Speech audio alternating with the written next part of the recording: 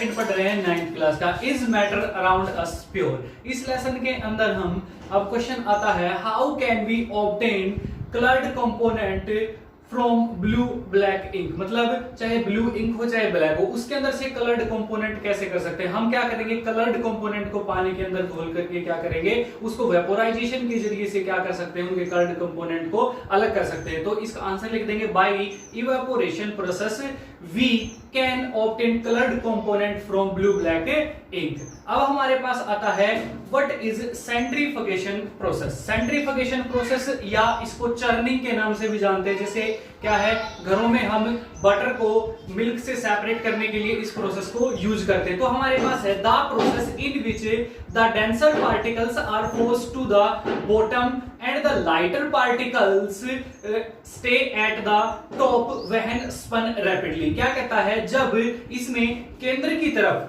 मतलब यह एक प्रोसेस होती है, जैसे हमारे पास ये कोई भी सर्कल होता है तो इसके अंदर क्या होगा, एक बल लगेगा केंद्र की तरफ, केंद्र की तरफ बल लगता हुआ चलेगा इसमें। तो क्या होगा, जब इसको रैपिडली स्पन करेंगे, मतलब जो फोर्स एक्ट हो रहा है इसके अंदर सेंट्रीफिकेशन प्रोसेस के अंदर, वो सेंटर की तरफ होगा। तो इस प्रक्रिया के जरिए से जो लाइटर पार्टिकल होंगे वो इसके ऊपर आ जाएंगे, मतलब मिल्क के अंदर जितना भी बटर होगा वो ऊपर आ जाएगा। इस प्रक्रिया से हम क्या कर सकते हैं, मिल्क से बटर को अलग कर सकते हैं। इसकी कुछ एप्लीकेशंस भी है, इसको यूज्ड किया जाता है डायग्नोस्टिक लैबोरेटरीज में, क्या है, ब्लड टेस्ट और यूरिन टेस्ट के लिए भी क्या इसको यूज किया जाता है। फिर कहता है डेयरीज के अंदर, होम्स के अंदर क्या है, बटर को मिल्क से अलग करने के लिए किया जाता है। फिर हम घरों के अंदर वॉशिंग मशीन में क्या करते हैं, कपड़ों को सुखाने के लिए, मतलब पानी को स्क्वीज आउट करने के लिए क्या है, इसका यूज किया जाता है। अब हमारे पास आता है how can we separate a mixture of two immiscible liquids. हमारे पास जो है दो इमिसिबल लिक्विड है, उनका मिक्सचर को हम कैसे सेपरेट कर सकते हैं। तो क्या करेंगे, उनको सेपरेट करने के लिए क्या करेंगे, उनकी लेयर बाय लेयर लेंगे जो उनकी डेंसिटी के ऊपर क्या करती है, डिपेंड करती है। इसमें इनके मेल्टिंग और बॉइलिंग पॉइंट के ऊपर ये क्या है, डिपेंड करती है। तो इस प्रकार से हम उसको क्या कर सकते हैं, सेपरेट कर सकते हैं। अब हमारे पास आता है how can we separate a mixture of salt and camphor, मतलब कोई भी मिक्सचर है हमारे पास सॉल्ट एंड कैम्फर का, तो उसको कैसे सेपरेट कर सकते हैं। तो हम यहां पर नाम आता है कैम्फर का या नेफ्थलीन का, इसका नाम आता है कैम्फर या नेफ्थलीन का, नेफ्थलीन का नाम आता है भाई हमारे पास। तो ये प्रोसेस हमने क्या है पहले लेसन में पढ़ी थी कि सब्लिमेशन प्रोसेस मतलब ऊर्ध्वपातन, इसको क्या करता है, जब भी हीट अप करेंगे तो ये सॉलिड से डायरेक्ट किसमें चेंज हो जाएंगे, गैसियस स्टेट में क्या हो जाएंगे, चेंज, उसको सब्लिमेशन कहता है, मतलब लिक्विड फॉर्म में ये चेंज नहीं होंगे। तो इस प्रोसेस के जरिए से क्या है, कैम्फर और सॉल्ट के मिक्सचर को क्या कर सकते हैं, हम सेपरेट कर सकते हैं। मींस जब उसको हीट अप करेंगे तो जो कैम्फर है वो क्या होगा, डायरेक्ट सॉलिड स्टेट से किसमें चेंज हो जाएगा, लिक्विड स्टेट में चेंज हो जाएगा। इसी प्रकार से हम क्या कर सकते हैं, उसको अलग कर सकते हैं। तो अब हमारे पास नेक्स्ट क्वेश्चन आता है क्रोमेटोग्राफी। क्रोमेटोग्राफी का जो क्रोमा वर्ड है उसका मीन्स होता है कलर, मीन्स कलर के कंपोनेंट को अलग करने की प्रक्रिया को बोलते हैं क्रोमेटोग्राफी। यह क्या होती है, the process of separation of the component of a mixture and in other words we can say that, दूसरे शब्दों में हम कह सकते हैं it is used for separation of those colours solute that dissolve in the same solvent, मतलब इसको क्या है, कलर जो कलरफुल कंपोनेंट होते हैं किसी भी मिक्सचर के, उन कलरफुल कंपोनेंट को अलग करने के लिए यूज किया जाता है, जिसको क्रोमेटोग्राफी के नाम से हम जानते हैं।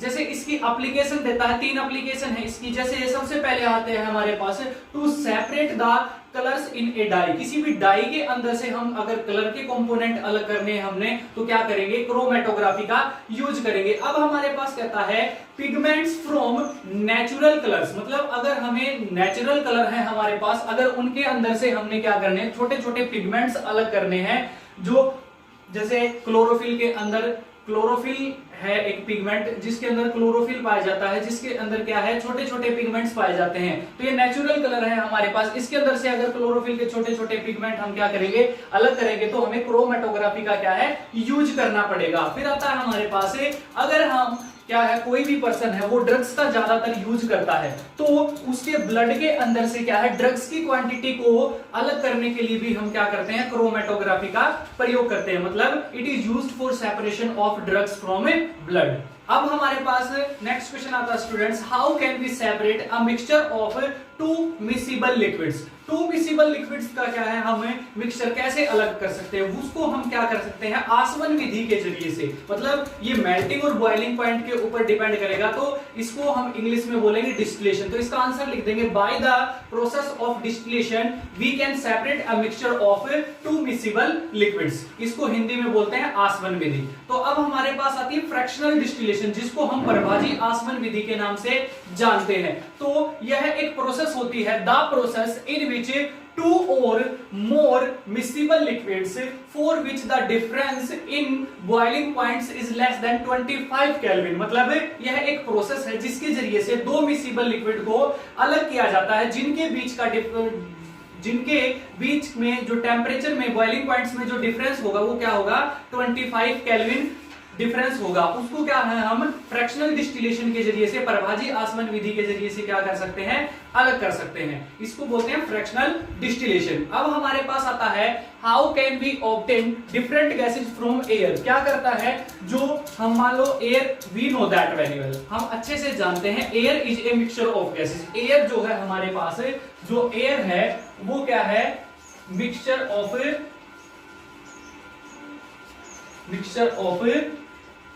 गैसेज है हमारे पास एयर जो है। तो इसके अंदर क्या है, बहुत सारी गैसेज पाई जाती है, ऑक्सीजन पाई जाती है, नाइट्रोजन पाई जाती है, CO2 पाई जाती है, हीलियम पाई जाती है, हाइड्रोजन पाई जाती है, नियोन पाई जाती है, क्रिप्टॉन पाई जाती है, और भी बहुत सारी अदर गैसेज हैं जो हमारे एयर के अंदर पाई जाती है। तो इसमें से अगर हम किसी भी स्पेशलाइज्ड गैस को अलग करने लग जाएं, तो हम इसको सेपरेट करने के लिए क्या करेंगे, फ्रैक्शनल डिस्टिलेशन, इसका फ्रैक्शनल डिस्टिलेशन का क्या करेंगे, उपयोग। इसको हिंदी में हम क्या करते हैं, प्रभाजी आसवन विधि के नाम से जानते हैं। तो सबसे पहले क्या करेंगे हम, अगर हमारे पास क्या है, एयर, क्या है, एयर को क्या करेंगे, हम कंप्रेस करेंगे। क्या करेंगे, कंप्रेस। मतलब एयर के अंदर क्या होती है, जो गैसेज होती है इनके पास एक प्रॉपर्टी होती है जिसको हम कंप्रेसिबिलिटी के नाम से जानते हैं। किसके नाम से जानते हैं, कंप्रेसिबिलिटी। तो कंप्रेस करेंगे, सबसे पहले